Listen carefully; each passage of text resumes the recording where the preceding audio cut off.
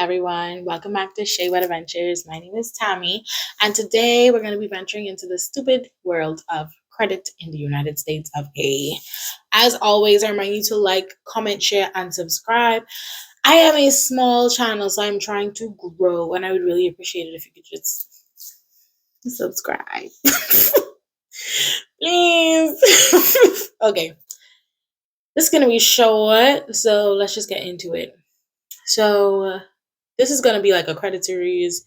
Credit is really big in the United States. Credit is everything in the United States. If you want to finance anything, get a loan, buy a house, get a car, anything, you need credit. Credit is rated on a scoring sort of thing. So, goes from low, high. We want high, bare minimum. Maybe one little 750. Feel me? 750. I'll be okay with 750. I don't know about you. But I'll put the general ranking over here so that you can sort of get an idea. And I'll leave it up there for a while so that you could sort of see where I'm coming from. As an example, for how important credit is, I'll give you like a little backstory. So I'm in this group a Facebook group that just talks about credit, bounces ideas off each other, talks about like credit cards and stuff like that. So there's someone in the group that has poor credit. I think it's like low 500s or something, maybe even high 500s, and they wanted to get a used car. It is from Carvana, a 2018 Honda Accord, right? Specs will be up here. Honda Accord, 2018. Fun fact, I wanted a Honda Accord before I moved, but you go now. And the lease was going to be for 72 months. The interest rate was going to be like 25 or 28% or something like that. Their car payments were going to be $640 a month for that 72 months. That's how much they were going to spend for a car because their credit was not good. In comparison, I have a 2022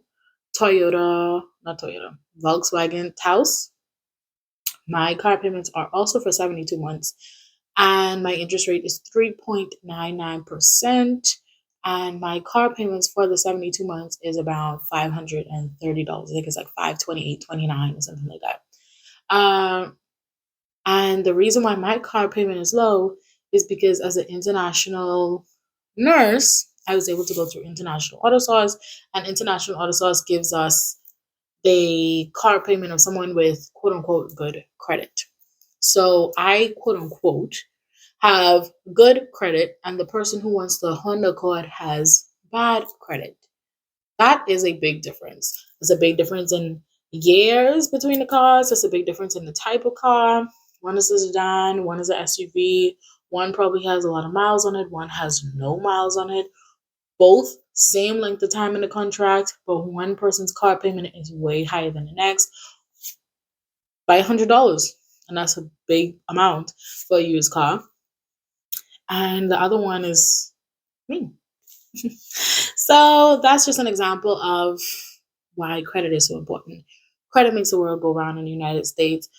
Credit affects if you can rent an apartment. Credit affects everything. So let's talk about the basics of credit. So this video is only going to cover certain things. It's only going to cover our credit utilization, secured card, and statement date and due date. Just those 4 things for this video. Let's start with secured card. So for us who's just moved to the United States, or for anyone who doesn't have any credit at all, or they're just interested in building their credit, you would need a secured card. A secured card is like when banks or companies look at you and they say, we don't have a credit profile for you. We don't know what your credit score is. You don't have any credit history. So we need like something to, like an item of goodwill. You know, like how people be like, oh, I put up my land papers for this. You don't got to put up land papers, but you got to put up some money. So typically when a person gets a new credit card and their credit allowance could be like $30,000, credit limit could be like $30,000, $20,000. They don't have to give the bank $30,000 or $20,000. That's just like a goodwill statement. Like, we know you're good for it. We know you good for it. Like $20,000, that's small things. We know you good for it. We ain't good for it because we ain't got no credit.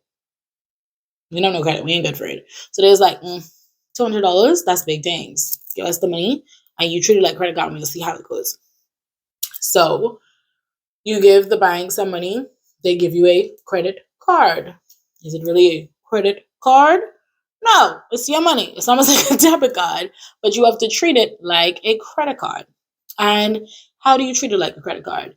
You pay your bills on time. You keep your credit utilization low. You make it make sense. And at the end of 6 months, you get a good credit score, and then you could start to bargain. They're probably going to give you a credit limit increase. And then you could get some other credit cards that hold like a little bit more weight. Travel perks. In terms of like flights, hotels, maybe get some more money on gas, groceries. Credit cards make a lot of sense, but this is not the video for that. This is the bare minimum basics. So we've talked about the Secure card. It's a credit card that you basically have to pay for, and you could start off, I think, with a minimum of $200. That is what I have with Discover. I have a secured card that has a $200 credit limit. Let us move on to credit utilization. What is credit utilization? Credit utilization is the amount of credit that you can utilize. Credit utilization only pertains to credit. It does not pertain to your savings. You can have $10,000 in savings. It don't count that. It don't pertain to how much homes you have, stuff like that. No. Your credit utilization is the amount of credit that you are able to utilize. That's it. I am able to utilize $200 worth of credit. So, yeah, that's how much I have to utilize. Why is credit utilization important? Credit utilization shows them like how much money it is that you need to use. If you have to use your full $200, it makes it seem like you don't have any money, like you're not trustworthy. Like why you need to use your full $200, like you're supposed to be better with money. It just makes them feel like you're not good with money if you have to use your full $200. I'm saying $200 because that is my credit limit. That is all the credit that I have available to me. So how do we prove that we are good with money, that we are good with our credit? We keep our credit utilization low, very low, preferably under 10%, amazingly under 3%. So I should keep my credit utilization under $1 to $2, basically, if I wanted to make it make sense. You'd be like, well, that's not like, what am I going to buy for $2? That's not really how it works. So what it is that you need to do is when your credit card reports, should just say $2, because how do they know how much money you spend? Like your bank isn't going to send the credit bureau every single purchase that you make. They're not going to do that. So what do they have? They have a date that they send your balance to the credit bureaus. They have one date. And on that one date, your balance should read what you wish your credit utilization to show. So if I spend $200, let's do our quick example. If I spend $200 on Monday, by whatever date I needed to read, it should read $2. And this date is our statement date. The statement date is the date that credit bureaus report, that your credit card company reports to the credit bureaus to show the amount of utilization you have done. Which means Monday, you spend $200. If your statement date is Thursday, by Wednesday night, you need to pay off $198. So on Thursday, which is your statement date, your balance on your credit card should be around $2. That way, on Thursday, when your credit card information, your utilization rate is sent to the credit bureau, it reports that for the entire month of January, you have only used $2. They do not look back. They do not look at how much you use, then pay off, interest. It don't matter. All that matters is that on your statement date, you have $2 used on your card. That is the only thing that matters, that you have only used a certain amount on your statement date. They don't care about any other of the 30, 25, how much days in a month. They don't care about none of that. Your statement date is the date that they report, and your statement date is the date that you need to have a low credit utilization by. Low credit utilization equals high credit score. Last thing we're going to be talking about in this video is due date. And I only bring this up because we may confuse our due date and our statement date. And we do not want to do that, not at all. The due date is the date that the credit card company requires that you pay your bill. So my bill for $200, it doesn't matter how much money I spend on that $200. Once it's over $20, my due amount is $20. I could spend $200 off my credit card. My minimum payment will be $20. That's just the due date. And then after that, you get interest on how much money you have left, or you get charged late.